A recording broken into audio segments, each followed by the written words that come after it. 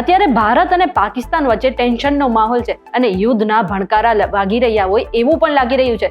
પરંતુ આ બધા વચ્ચે છેલ્લા 24 કલાકમાં બીજી પણ ઘણી મોટી ઘટનાઓ બની છે અને આખા દિવસના જેટલી પણ મહત્વની અપડેટ છે, જેટલા પણ મહત્વના સમાચાર છે, એ તમારાથી ચૂકાઈ ન જાય એટલા માટે આ વિડીયો લઈને અમે આવી ગયા છે. અને શરૂઆત આપણે પાકિસ્તાનના એક નાપાક પ્રયાસથી કરીએ તો આજે પાકિસ્તાને ગુજરાતના ભુજ સહિત આખા ભારતના 15 જિલ્લામાં હુમલો કરવાનો એક નાપાક પ્રયાસ કર્યો હતો.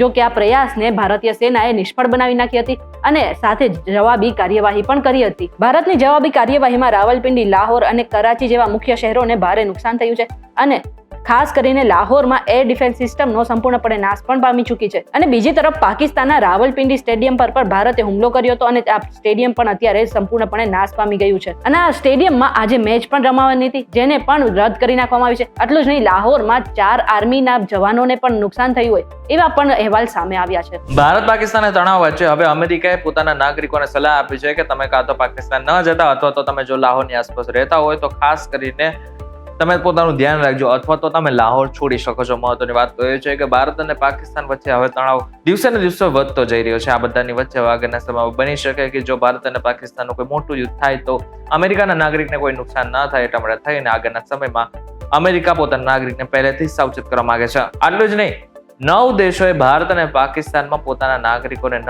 જવાની સલાહ આપી છે, જેમાં અમેરિકા, બ્રિટન, ચીન, Singapore, Australia, Canada, Russia, Ireland અને ન્યુઝીલેન્ડનો સમાવેશ થાય છે. એટલે કે આ બધા જ નાગરિકોને સલાહ આપવામાં આવી છે કે આ યુદ્ધના કારણે તમે ત્યાં ન જશો. યુદ્ધના માહોલ વચ્ચે ભારતે પાકિસ્તાન પર વોટર સ્ટ્રાઇક કરી નાખી છે. ગોળીબાર કર્યા વિના પાકિસ્તાનને પાઠ ભણાવવા માટે ભારતે ફરી એક વખત ચીનાબનો સહારો લીધો છે. ભારતે બહિલગર અને સલાર ડેમના ગેટ જે છે ખોલી નાખ્યા છે, જેનાથી પાકિસ્તાનના અલગ અલગ વિસ્તારોમાં પૂરની સ્થિતિ પણ ઉત્પન્ન થઈ શકે છે. ભારતે છેલ્લા 5 દિવસમાં બીજી વખત પાકિસ્તાન પર આ વોટર સ્ટ્રાઇક કરી છે. આ પહેલા રવિવારે જે ભારતે ચિનાબ નદીના જેટલા પણ ગેટ હતા તેને બંધ કરી નાખવામાં આવ્યા હતા, જેના કારણે પાકિસ્તાનમાં પાણીની કમી પણ થઈ હતી. પાકિસ્તાની સેનાએ યુદ્ધ વિરામનો ભંગ કર્યો છે અને પૂંછમાં સતત ફાયરિંગ કર્યું છે, જેના લીધે લગભગ 16 ભારતીય નાગરિકના મોત થયા છે અને આની સાથે સાથે લગભગ 59 જેટલા નાગરિકો ઘાયલ થયા છે, જેમાંથી એક વીર જવાન શહીદ પણ થયો છે. મહત્વની વાત કહે છે કે આગળના સમયમાં જો આમને એમ થશે તો ભારત તેનો જડબાતોડ રીતે જવાબ પણ આપશે. કેન્દ્ર સરકાર દ્વારા આજે સર્વદળીય બેઠક બોલાવવામાં આવી હતી અને આ બેઠક પછી રાજનાથસિંહે એવું કહી દીધું છે કે ઓપરેશન સિંદૂર હજુ પણ યથાવત છે.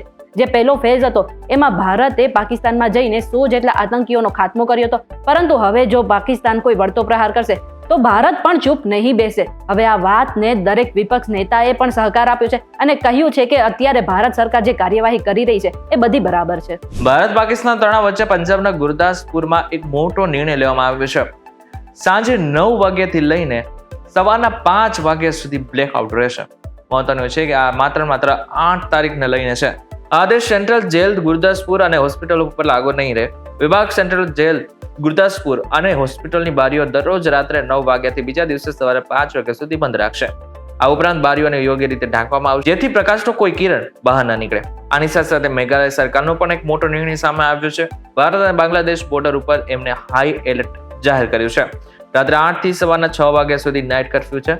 આ સાથે ભારત અને પાકિસ્તાનની તણાવ સ્થિતિ વચ્ચે એક મોટો નિર્ણય એ પણ કરવામાં આવ્યો છે કે મેઘાલયમાં ઈસ્ટ ખાસી હિલ્સમાં 2 મહિના સુધી નાઇટ કર્ફ્યુ જાહેર કરવામાં આવ્યું છે. હવે આ ઉપરથી તમને ખબર પડતી હશે કે ભારત અને પાકિસ્તાનની જે સ્થિતિ છે એ કેટલી સિરિયસ છે. ભારત અને પાકિસ્તાન વચ્ચે જે સ્થિતિ બગડી રહી છે એ વચ્ચે ભારત સરકારે એક મોટો નિર્ણય લીધો છે કે 9 તારીખ સુધી 8 રાજ્યોના 28 એરપોર્ટ બંધ રાખવામાં આવશે. આ સાથે સાથે આજે પણ 200 જેટલી ફ્લાઇટને ડાયવર્ટ અને રદ કરી નાખવામાં આવી છે અને ખાસ કરીને દિલ્હી પરથી જેટલી પણ ફ્લાઇટ ઉપડતી હતી એને પણ ડાયવર્ટ કરવામાં આવી છે. આ સાથે સાથે ગુજરાતમાં પણ જામનગર, રાજકોટ, ભુજ અને પોરબંદર જેવા જે એરપોર્ટ છે તેને પણ બંધ કરી નાખવામાં આવ્યા છે. હવે વાત કરી લે હવામાનની જો વાત કરવામાં આવે તો અત્યારે હાલની પરિસ્થિતિ પ્રમાણે ગુજરાતના અલગ અલગ વિસ્તારોમાં ભારેખમ વરસાદ પડી રહ્યો છે. એવામાં હજુ પણ હવામાન વિભાગ દ્વારા એક મોટી જાણકારી આપવામાં આવી છે.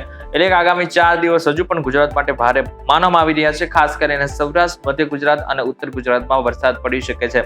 જો સૌરાષ્ટ્રની વાત કરવામાં આવે તો ગીર સોમનાથ, ધોરાજી, ઉપલેટા, આની સાથે સાથે ગોંડલ, રાજકોટ અને એ બધા જેટલા પણ વિસ્તારો છે ત્યાં ખાસ કરીને વરસાદની સિચ્યુએશન ઊભી થઈ શકે છે. એટલે કે ત્યાં વરસાદ પડી શકે છે. અમદાવાદ સહિતના વિસ્તારોમાં સાંજે વરસાદ આવી શકે તેવી પણ પૂરેપૂરી શક્યતાઓ છે.